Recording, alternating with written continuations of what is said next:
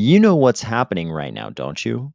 All of the crypto hating corporates have realized they can't beat us. They've realized that crypto is like a mind virus, but a good one. It's one of those things. Once Pandora's box is open, once your mind is opened to the idea of hard currency that's permissionless and decentralized, that can't be manipulated by central banks like fiat currency, once your mind is open to that possibility and what it could mean for human society, there's no going back. The corporates now realize this. So now they're just trying to take us over.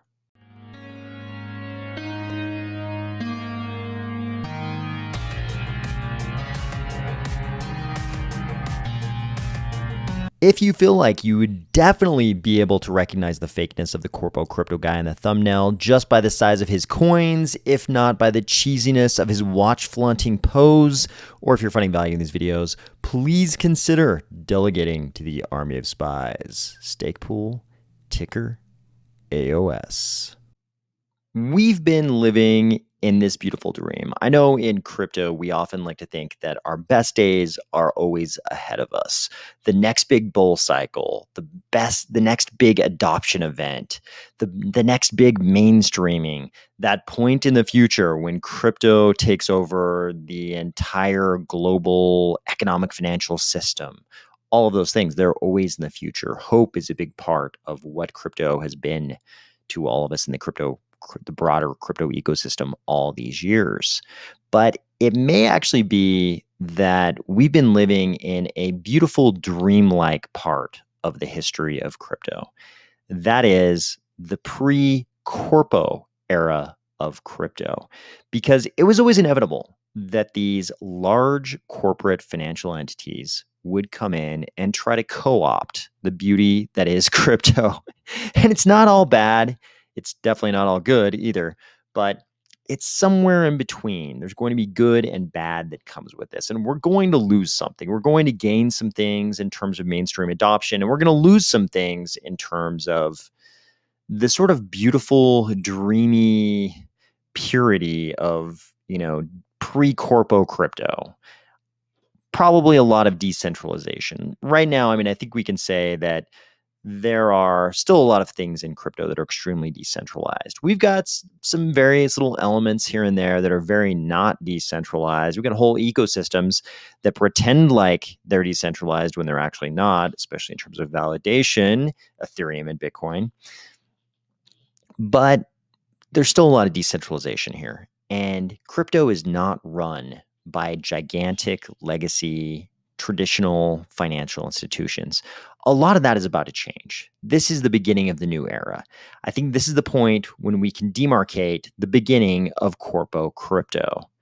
I personally am probably going to do everything I can to avoid Corpo Crypto, but like all things, they'll give us convenience in exchange for our decentralization, like a lot of things in crypto already. But this is going to be on a much broader scale. I think it's easy to see that there's probably some teeth in PayPal's argument that they are going to mainstream way more people than crypto could, than sort of, true independent decentralized crypto could on its own. That's probably true. There are many, many more people using PayPal today than are using, our own ecosystem, Cardano. I think it's safe to say that they're pushing a lot of, transactional volume around, the kind that a lot of crypto ecosystems only dream of doing. They're going to mainstream a lot of people, but this is that day when we begin this new era, and I think the best thing we can say at this point is there are going to be trade-offs. I'm probably going to try to avoid using centralized Corpo crypto platforms as much as I can, but there will be times when it makes sense to use them too, when the most, logical thing to do is to, dip in and out of these ecosystems. I'm sure there's going to be some point in the future where somebody's going to want to pay me with, PayPal stable coins, probably on PayPal. And of course, I will do the sensible thing. I will probably accept those payments. I'll try to talk them into paying me in some decentralized crypto. But at some point, I'm sure I'm going to have to accept some payment from someone for something in PayPal stablecoin, which I will do my best to immediately turn into a true decentralized crypto.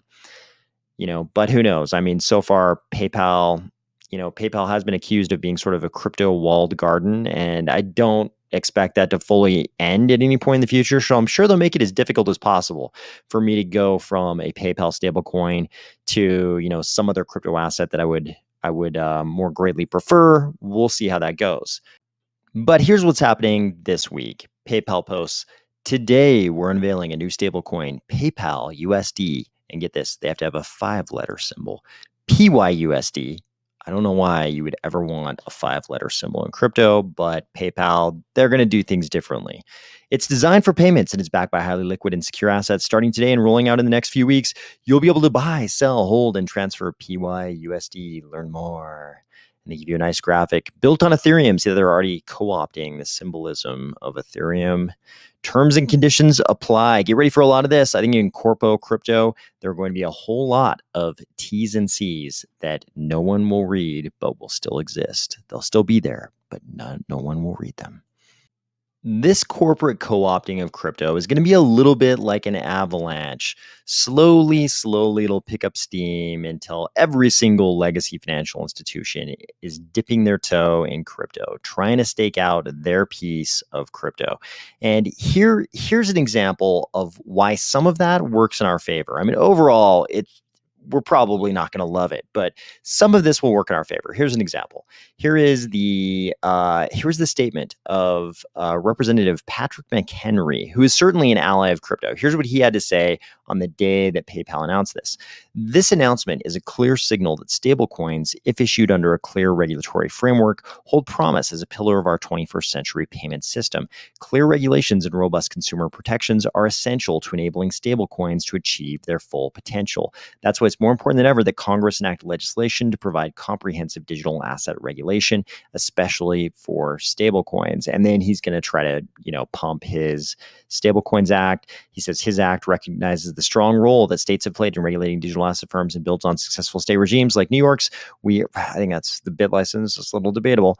We are currently at crossroads to keep America at the forefront of digital innovation. Congress is making significant bipartisan progress on legislation to ensure the U.S. leads the financial system of the future. We must finish the job. And I think, all of that is pretty much correct. But the important thing here is he's, Patrick McHenry is a politician. He understands when there's momentum, you got to ride that momentum. And that's what's going to happen with this avalanche of corporate adoption. I mean, it wasn't too long ago that we had Elizabeth Warren talking about building an anti-crypto army. It's a little bit tougher for her to say things like that when you've got PayPal launching crypto. That happened quite a while ago, but now they're launching stable coins. So it's sort of, because crypto is so new in the mainstream consciousness, it's sort of this weird on the fence situation where it could go either way. If there are enough Elizabeth Warrens out there telling everybody that crypto is evil and they have to stamp it out with an anti-crypto army, then if the mainstream hears that enough times, then that just sort of becomes the narrative.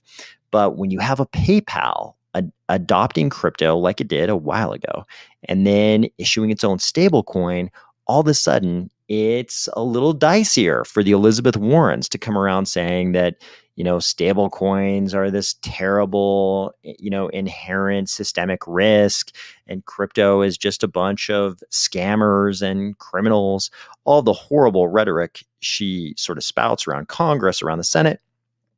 A lot harder for her to say that, because every time she says it, people are going to say, wait, isn't PayPal in crypto? Do you think PayPal are a bunch of criminals? So this mainstreaming, while it's going to have its downside, it's also going to have a positive side in that it'll make crypto slightly more palatable to the mainstream, both the political mainstream and the regular, broader societal mainstream.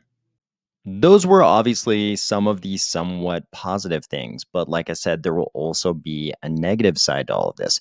And those of you with a good memory will probably remember something about PayPal from not too long ago that might make you fearful of some very negative things. Matthew Plowman certainly remembered. He posted, "These guys should make a stable coin. PayPal tells users," and then he's quoting this Fortune headline, PayPal tells users it will fine them $2,500 for misinformation, then backtracks. PayPal is not fining people for misinformation, and this language was never intended to be inserted in our policy. If there was ever anything that should make you fearful of the dystopian, police state, information controlled, Orwellian nightmare, it's this, because this is pretty much the core of all of those, horrible scenarios that you can't say the wrong thing or your money gets taken away. Your assets get removed from you if you say the wrong thing, something that some centralized authority deems as misinformation. This is the core of the Orwellian nightmare.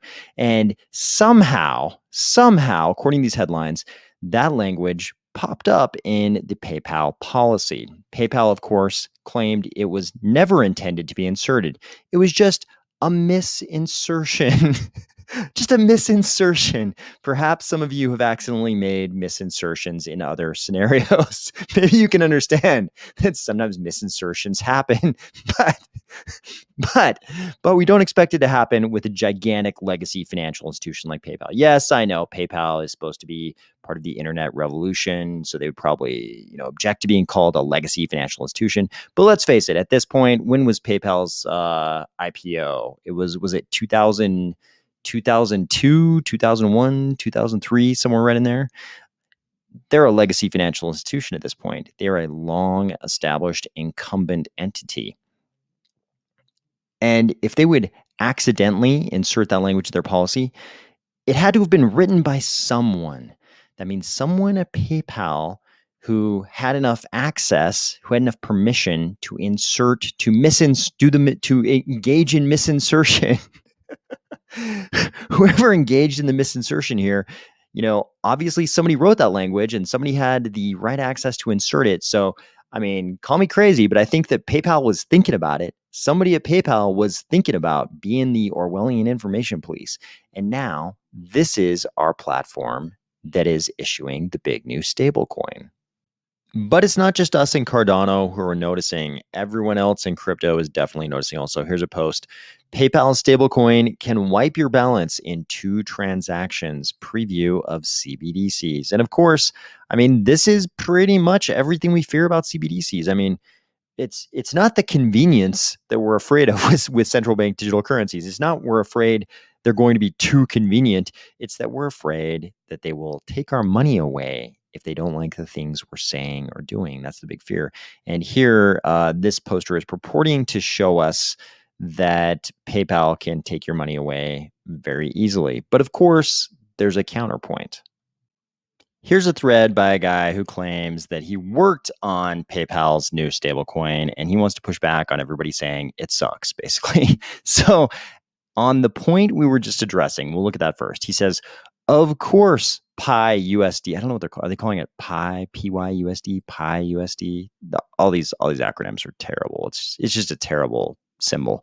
Of course, PYUSD has ability to freeze and seize assets.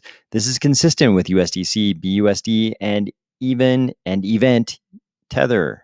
I think it means even tether. It's a core requirement for centralized issuers. Anyone tweeting as if it's surprising in some way is clickbaiting you for a reaction. And of course, this is largely true. We know that if there's a centralized entity behind a stablecoin, like there is with all of these, these sorts of non-algorithmic stablecoins, at least the ones listed here, we know that that issuer is going to be subject to regulatory pressure, and they're going to have to do things like freeze assets when somebody is some kind of a terrorist or narco trafficker or human trafficker or any of the bad things we sort of ban people from the economic financial system for. So if you're a PayPal, you're going to have to freeze and seize assets just like a bank would, just like you can't be permissionless if you're Chase Bank or some credit union or something.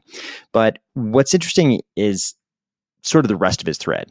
He says, I've seen some pretty horrendous takes on the PayPal PYUSD token launch today, legitimately embarrassing for thought leaders on crypto Twitter. Of course, he worked on it, so he doesn't want people to talk about how horrible it is that PayPal is launching a stablecoin. Here's where it gets interesting. He starts out with this: Ethereum is the most decentralized, trustless settlement network, period. And he got a bit of pushback on that. I think as we've looked at a million times on this channel, if you take one glance at the pie chart showing centralization or decentralization of the validators on the various crypto ecosystems, you immediately notice that the top two largest crypto ecosystems by market cap, being Bitcoin and Ethereum, have terrible decentralization in terms of validators. We're talking about Nakamoto coefficients in the low single digits. It's like a couple parties needing to cabal together to control the network. That is not decentralized. And Ethereum is one of the worst offenders in all of crypto as far as not having decentralized validation. It's one of the very worst. So it's a little puzzling whenever you see somebody so early in, here's my take, a thread. Whenever you see them so early in their thread talking about how Ethereum is the most decentralized settlement network, you find yourself feeling a little skeptical about everything else they say. So he says any company launching a stablecoin would naturally start there, but it doesn't preclude a future launch on a more performant network. So he's saying, hey, we could bridge somewhere else if somewhere else is better. Fair enough. He says, why is PYUSD significant? First, it is another step toward legitimizing crypto. PayPal is the world's largest fintech provider and carries incredible brand reputation and user trust. PayPal's decision to launch a stablecoin is not messing around and finding out. There's a clear vision, strategy, and methodical approach at all levels: technology, regulatory, and partnership. Also, PYUSD will enable many more millions of people to safely enter Web3. PYUSD is held bankruptcy remote, unlike USDT and USDC. I would recommend PYUSD for risk-averse users over stablecoins. Lastly, they have the right partnerships in place to unlock USD millions in crypto settlement volume overnight. 29 million merchants and thousands of cross-border payments, one of the few platforms that can begin to solve global payments at scale. Finally, speaking of stablecoins and their more seemingly evil cousin central bank digital currencies, this is a video that seems to be of Neil Kashkari. And it's purported to be of Neil Kashkari, the president of the Federal Reserve Bank of Minneapolis. This is a very interesting video where he addresses an important question about CBDCs that a lot of people never get to. He says whenever the topic of CBDCs comes up in the Fed, he just starts asking everybody inside and outside the Fed, yeah, but why? Why would we need CBDCs? He points out, it looks like this is taking place in some kind of maybe a lecture hall at Columbia. And he says, I could send $5 to any person in this room via Venmo. It's very convenient. It's totally convenient. Like CBDCs aren't solving a problem as far as convenience goes because I can send $5 to whoever I want on Venmo and it's very easy. So why CBDCs? And he says the answer is a bunch of like nonsense hand waving. People talk about cross-border remittances and greater financial inclusion. And he's like, yeah, but do we know it's going to help those things? And he implies that the answer is always like, maybe it'll help them. And he's like, okay. And eventually the people try and respond to him. Eventually they get to this point where they're like, well, what about China? And his response is, okay, well, I know why China would want central bank digital currencies, because with central bank digital currencies, you could do several things like monitor every single transaction that's happening among the citizenry. You can't do that with Venmo, but you could do that with a CBDC. You could have things like negative interest rates. You can't do that with Venmo, but you could do it with a CBDC. You could directly tax people's accounts. Certainly something like the IRS can't do with Venmo, but you could do that with CBDCs. So Neil Kashkari says, I understand why China would want all these things, but I don't understand why the American people would want these things. I hope you're having a great week, and I'll talk to you soon.